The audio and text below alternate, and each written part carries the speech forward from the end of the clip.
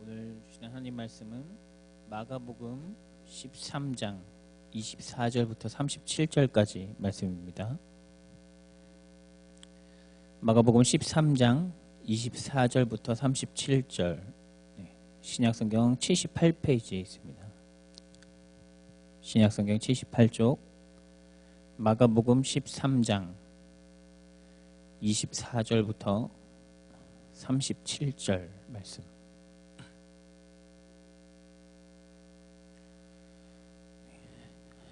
교독하겠습니다. 그때에 그 환난 후 해가 어두워지며 달이 빛을 내지 아니하며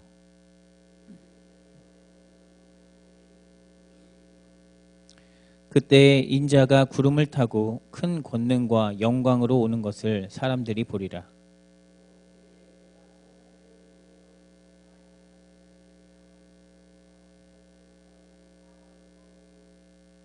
무화과 나무의 비유를 배우라. 그 가지가 연하여지고 잎사귀를 내면 여름이 가까운 줄 아나니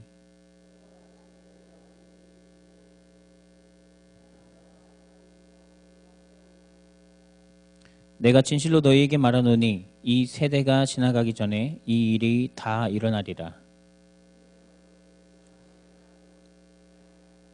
그러나 그날과 그때는 아무도 모르나니 하늘에 있는 천사들도 아들도 모르고 아버지만 아시느니라.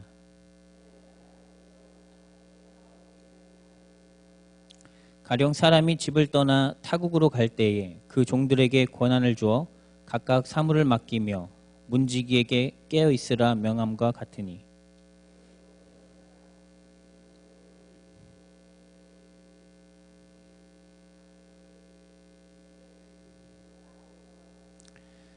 그가 호련히 와서 너희가 자는 것을 보지 않도록 하라.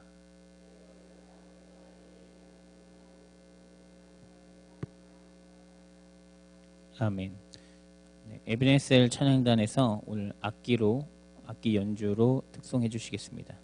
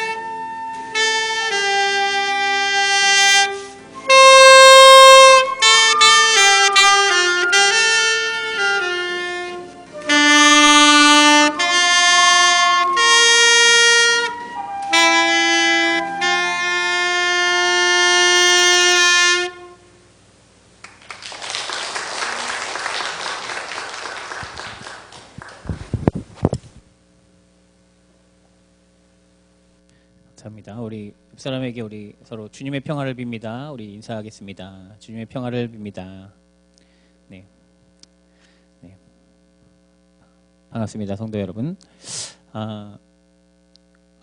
그 다음 주가 5주 차인데요. 5주 차가 되면 우리 삼남신도에서 우리 영화를 준비해서 영화 상영을 하는데 간식을 이제 몇 분이 보시는지를 미리 파악을 해서 간식 양을 좀 조절하려고 하니까요.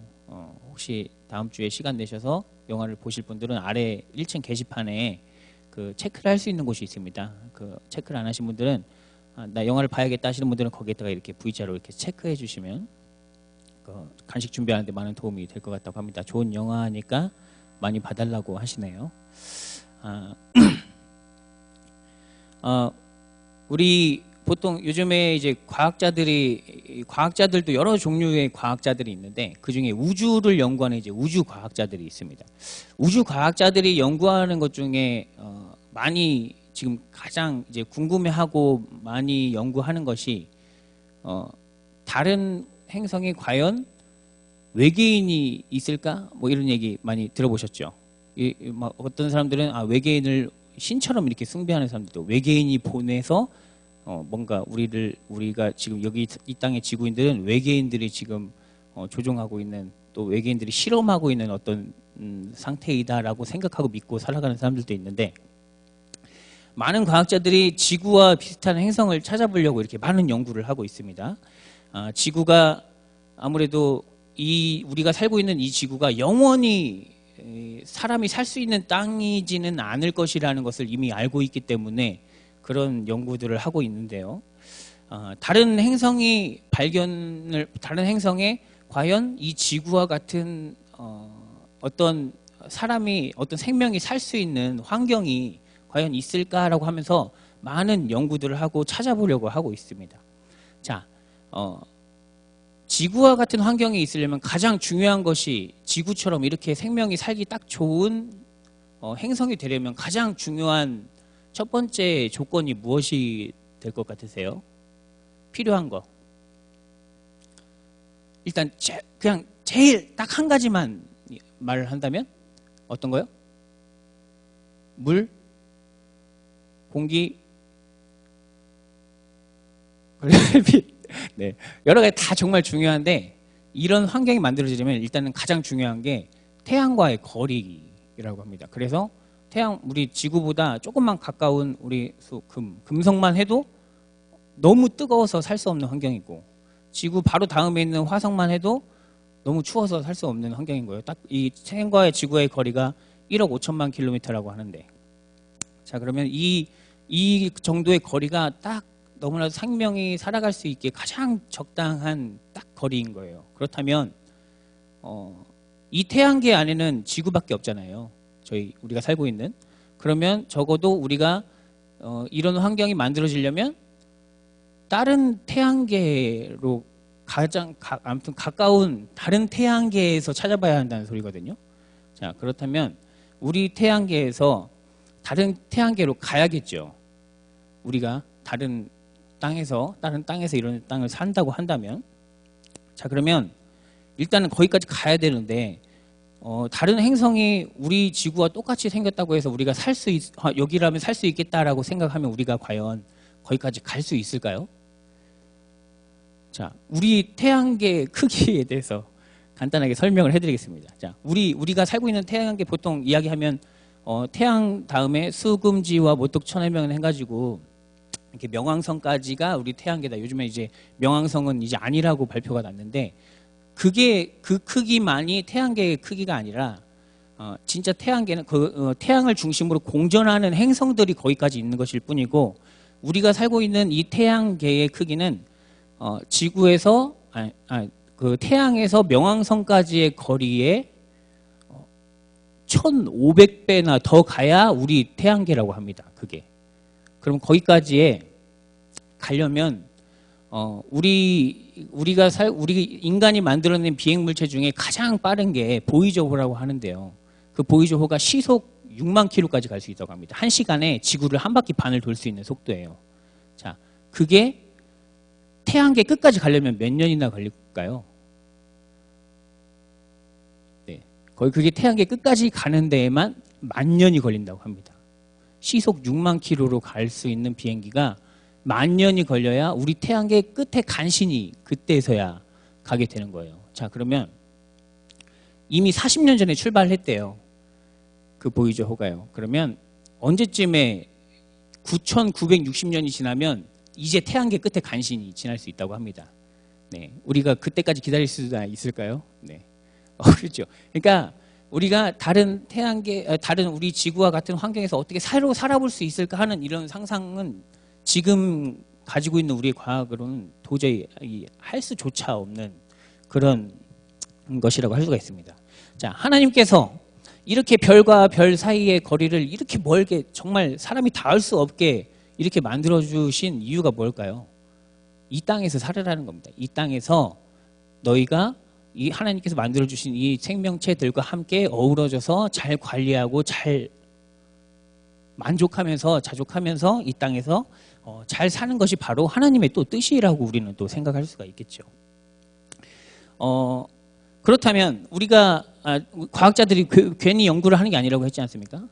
이 땅이 유한하고 언젠가는 이 땅이 끝이 올 거라고 생각하기 때문에 그런 연구마저 이제 그냥 하나의 희망으로서 붙잡고서 그렇게 살아가고 있습니다. 이 땅이 영원하지 않기 때문에 그렇습니다. 우리가 한정된 사람은 계속해서 만들어 먹고 소비하고 계속 땅의 자원을 계속 쓰고 있습니다. 그래서 계속 자원이 있는 곳을 점점점 그것도 부족해서 계속 갉아먹으면서 이 땅을 살아가고 있는데 결국 이 자원들은 모두 다 한정돼 있고 결국에는 언젠가는 이 사람들이 욕심을 조금 더 버리고 더 오랫동안 살 수 있도록 지속 가능하도록 이 땅을 관리하지 않는다면 그때는 더욱더 빨리 올 것입니다. 그때가 바로 종말의 때입니다. 이 땅이 더 이상 사람이 살 수 없게 되어버리는 때, 그것도 하나님의 뜻이라는 거죠. 결국에는 이 땅, 이 한정된 자원 안에서 유한한 때만큼만 사람은 살 수가 있습니다. 하나님이 그렇게 또 만드셨어요. 자, 그러면 그때 언젠가 이 땅에 더 이상 살 수 없는 때가 언제쯤 오게 될까요? 네.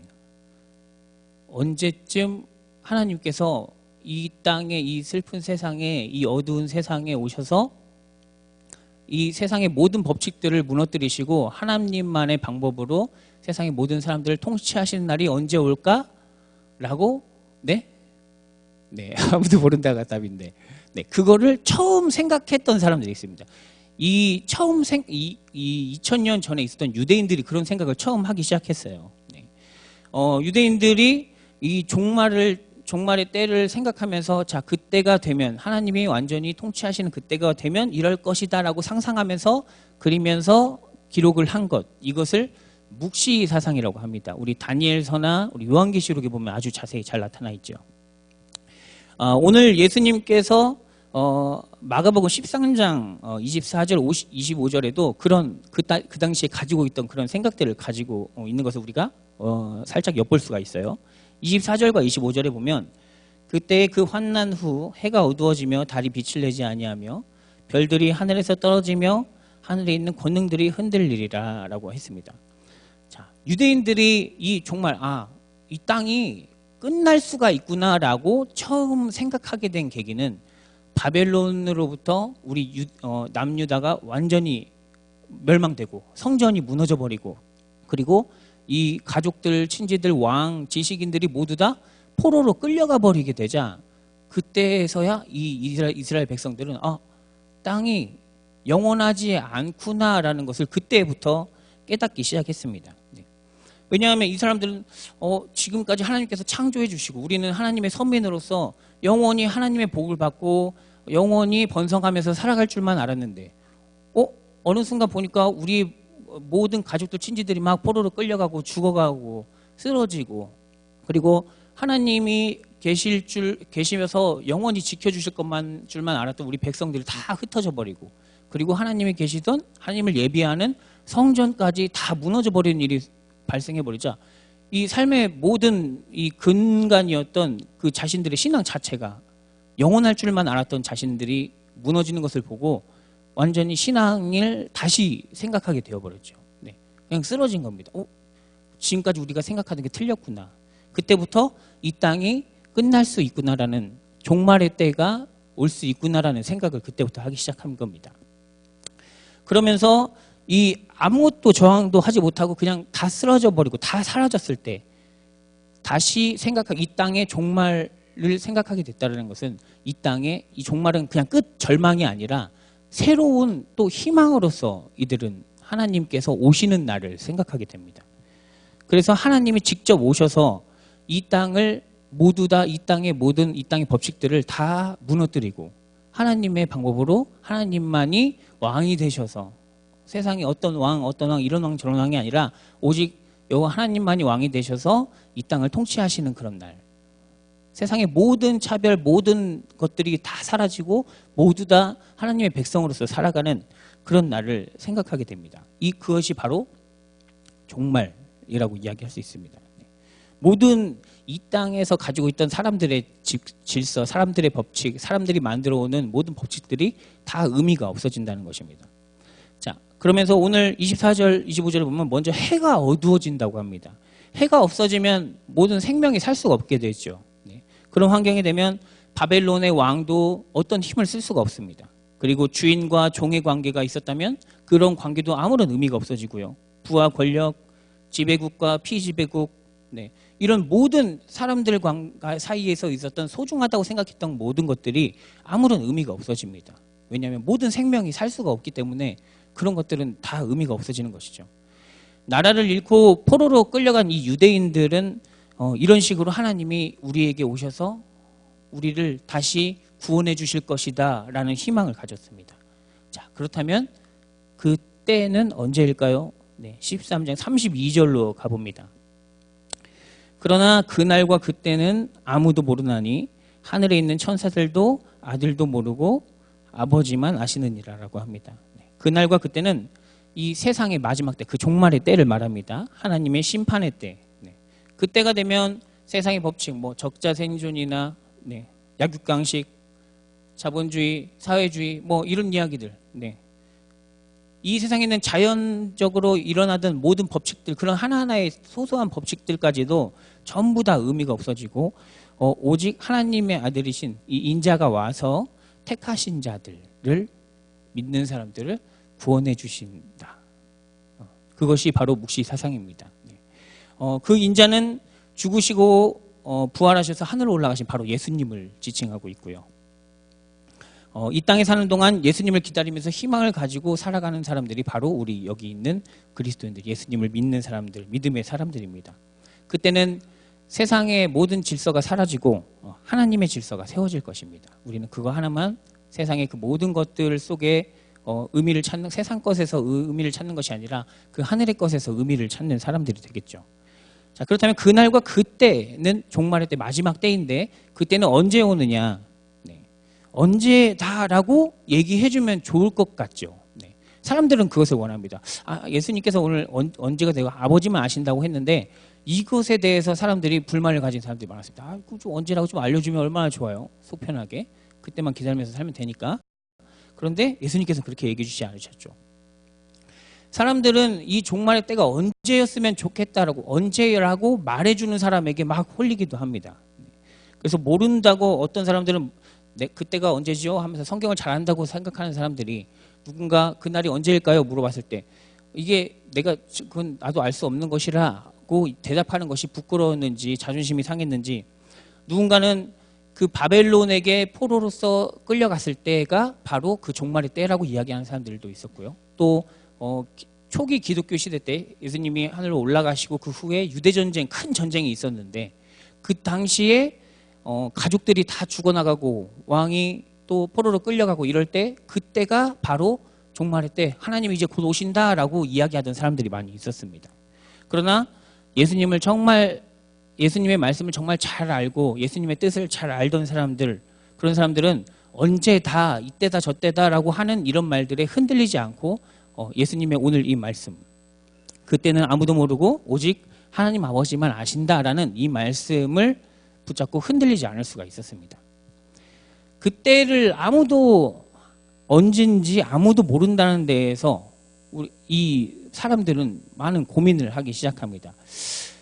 나는 신이 아니니까, 우리는 신이 아니지 않습니까? 또 예수님이 아니지 않습니까? 그렇기 때문에 완전히 예수님처럼 죄 없이 욕심 없이 살아갈 수 있는 사람들이 아닙니다. 그렇다고 우리는 예수님을 믿는 믿음이 있으므로 우리가 죄 없이는 살 수 있지만 죄를 짓고서 또 살기는 또 양심에 찔리고 예수님을 믿는 신앙이 흔들리는 것 같아서 또 힘듭니다. 그것 때문에. 그래서 내 욕심대로만 살 수 있는 사람들도 아닙니다. 욕심을 완전히 버릴 수는 없는데 욕심을 또 부리면서 살 수도 없어요. 이런 양쪽 가운데에서 우리는 살아가는 사람들입니다. 어떤 사람들은 그래서 차라리 이 세상 것 다 포기하고 그냥 산으로 들어가서 살았으면 좋겠다라고 생각하는 사람들도 있을 것입니다. 그중에 초기 기독교인들 중에 쿰란 공동체라는 사람들이 그랬습니다. 그 사람들은 세상의 것을 다 버리고 그냥 자기들끼리 공동체를 이루어서 광야로 나가서 광야의 동굴 속에서 성경을 바라보면서 살아가던 사람들이 있었습니다. 왜냐하면 곧 하나님의 때가 올 것이기 때문에 우리가 세상에서 어떤 이 세속적인 곳에서 살아가는 것이 다 너무나도 죄스럽고 의미가 없다라고 생각을 하고 그냥 다 버리고 떠난 것이죠. 반대로 그저 어떤 사람들은 그냥 어차피 그때 아무것도 모르고 내가 죽기 전까지는 오지도 않을 것 같아 생각하면서 희망 없이 그냥 하나님께서 다시 오실 날에 대한 그 영원한 희망을 버리고 그냥 지금 당장 내 눈앞에 있는 일들에 집중하면서 내가 어떻게 이 땅에서 살아남을 수 있을까, 어떻게 이 땅에서 그냥 내가 성공할까만 바라보면서 살아가는 것도 쉬운 방법일 수 있습니다. 그러나 우리는 그렇게 하지 못합니다. 왜냐하면 우리는 예수님을 믿음으로. 근데 예수님을 온전히 믿는다는 것은 다 세상을 다 버리고 가는 것도 아니고 세상에만 빠지는 것도 아닙니다. 세상 속에서 살면서 예수님이 언제 오실지 모른다고 하나님만 아신다고, 아버지만 아신다고 답하신 그 심판의 날을 우리는 기다리면서 살아갑니다. 세상의 법칙은 악합니다. 자기 강한 자가 살아남고요. 그런데 우리의 믿음, 우리 마음속에 있는 예수 그리스도를 바라보는 우리의 마음은 선합니다. 우리의 삶은 악한 곳에서 살아갈 수밖에 없고 우리의 마음은 선한 데에 있습니다. 믿음과 우리가 마음속에 가지고 있는 믿음과 우리 겉으로의 삶이 너무나도 차이가 크다 보니까 막 정신분열증에 걸릴 것 같기도 합니다. 실제로 이제 성경의 맥락, 성경이 하나님의 말씀이 의미하는 그 깊은 뜻에 대해서 해석은 하지 못하고 어떤 행동을 기울이는 말씀들, 그러니까 문자주의자들이라고 해요. 이 문자 그대로만 살아가려고 하는 사람들에게 그런 현상이 많이 발생한다고 합니다. 이 정신분열증 같은 현상들이. 왜냐하면 할 수 없는 것을 하라고 하고 그것을 또 반드시 해야 한다고만 생각하기 때문에 그렇습니다.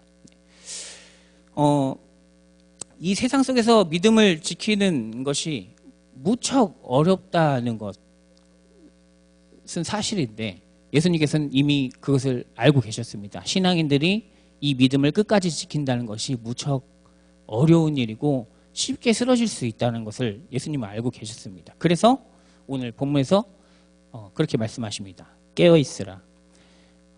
이 말씀은 33절에서 37절 사이에 3번이나 강조하면서 반복되는 말씀입니다. 여기에서 나오는 비유가 있습니다.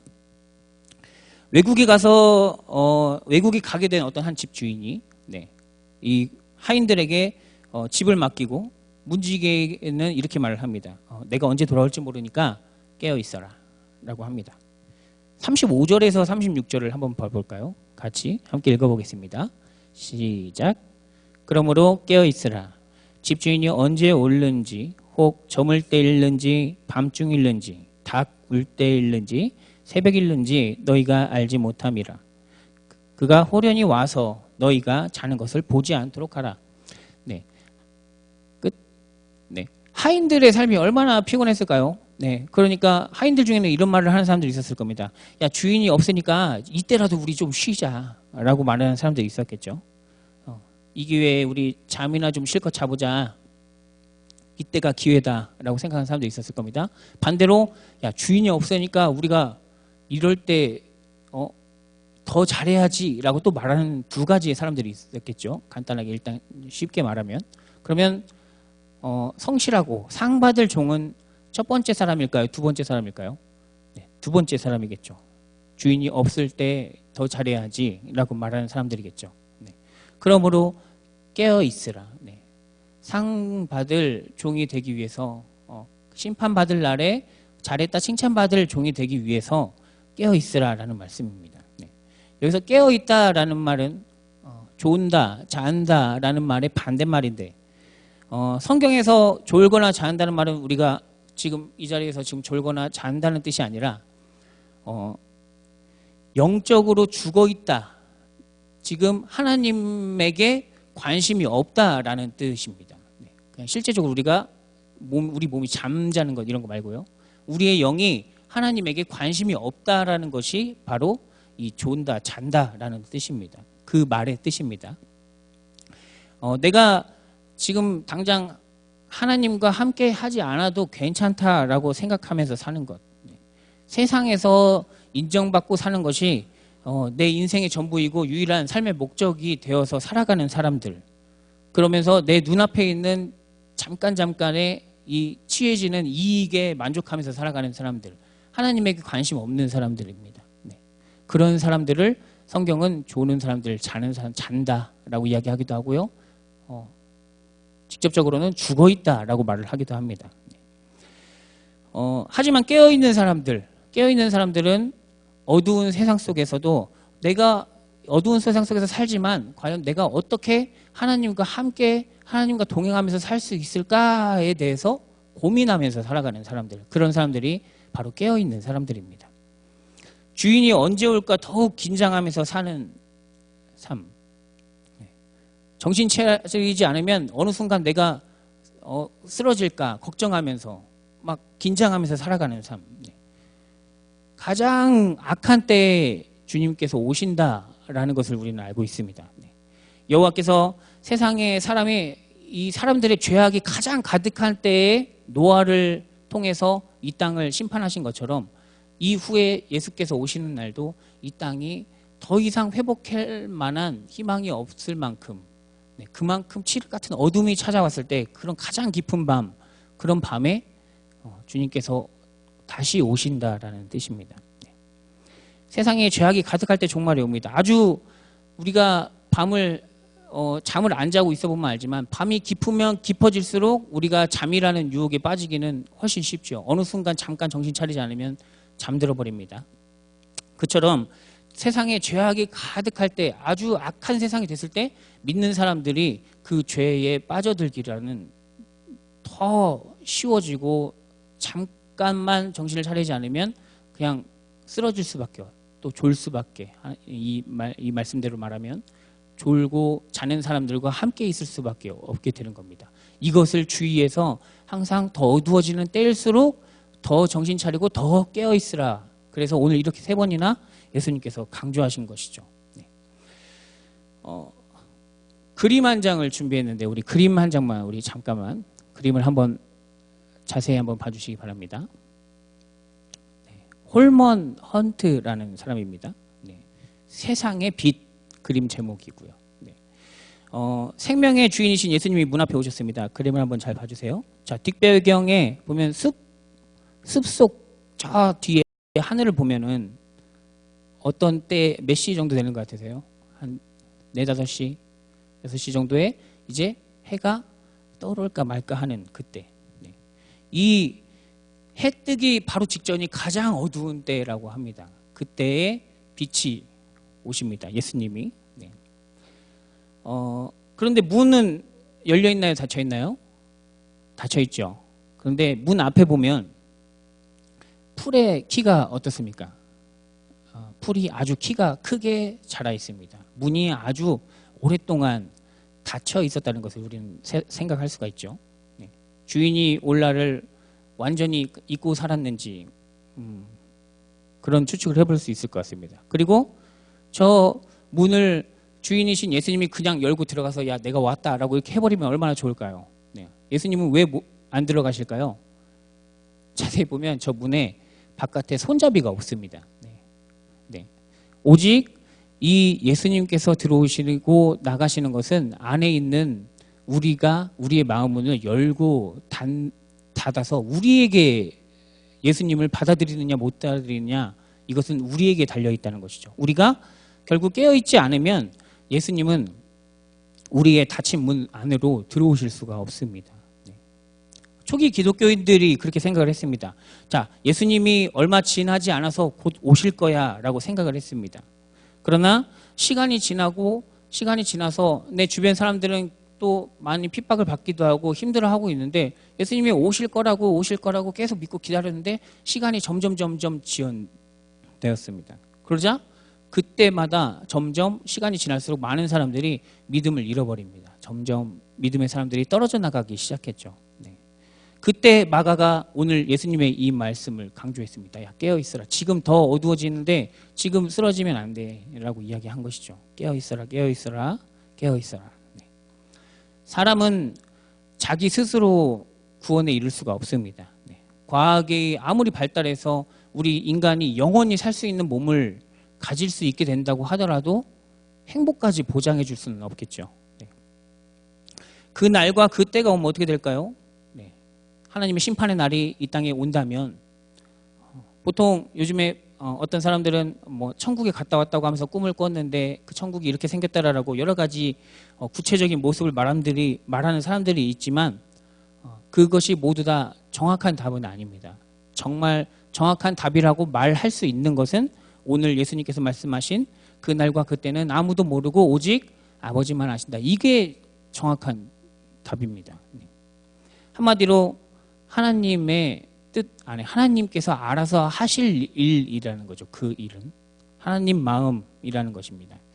사람의 눈으로 보기에는 그 말이 너무 무책임해 보이고 불안해 보일 수가 있습니다. 그러나 아무도 모르는 그때를 믿는, 아무도 모르는 그때라고 말씀하신 그 하나님의 주권, 하나님만의 결정사항, 그 말씀을 그냥 믿고 살아가는 사람들, 그런 사람들은 이 땅에서 얽매이지 않고 자유롭게 주님이 주시는 그 평화 속에서 평화를 누리면서 살아갈 수가 있게 됩니다.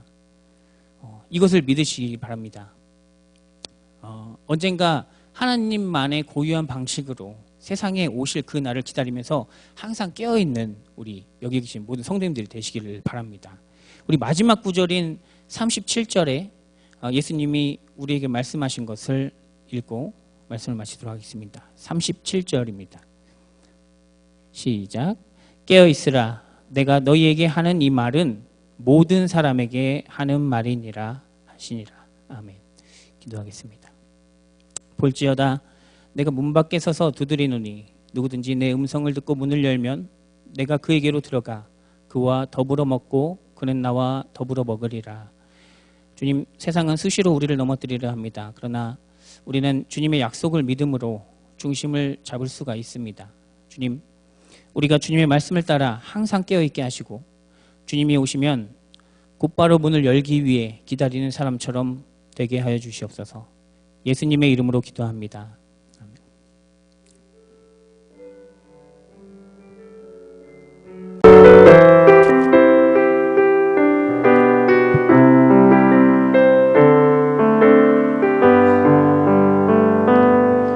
세상 모든 민족이 구원을 얻기까지 쉬지 않으시는 하나님, 주의 심장 가지고 우리 이제 일어나 주 따르게 하소서. 세상 모든 육체가 주의 영광 보도록 우릴 부르시는 하나님, 주의 손과 발 되어 세상을 치유하며 주 섬기게 하소서.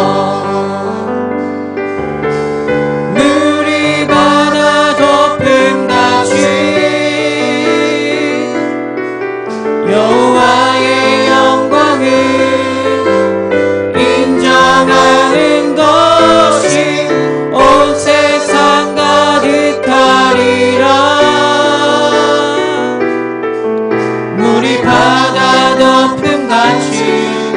물이 바다 덮음같이 물이 바다 덮음같이 보리라 그날에 주의 영광 가득한 세상 우리는 듣게 되리 온 세상 가득한 승리의 함성 물이 바다 덮음같이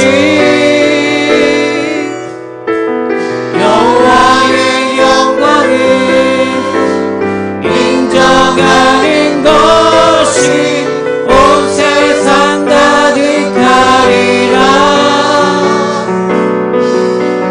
물이 바다 덮음같이 물이 바다 덮음같이 물이 바다 덮음같이 예배 후에 목자 교육이 있습니다. 목자분들은 꼭 남아주시기 바라고요. 돌아가는 차량 운전 후에 한현순 집사님 신방 있습니다. 가실 분들은 남아 기다려주시기 바랍니다. 주기도문으로 마치겠습니다. 하늘에 계신 우리 아버지여, 이름이 거룩히 여김을 받으시오며 나라 임하옵시며 뜻이 하늘에서 이룬 것 같이 땅에서도 이루어지이다. 오늘날 우리에게 일용할 양식을 주옵시고 우리가 우리에게 죄 지은 자를 사하여 준 것 같이 우리 죄를 사하여 주옵시고 우리를 시험에 들게 하지 마옵시고 다만 악에서 구하옵소서. 나라와 권세와 영광이 아버지께 영원히 있사옵나이다. 아멘.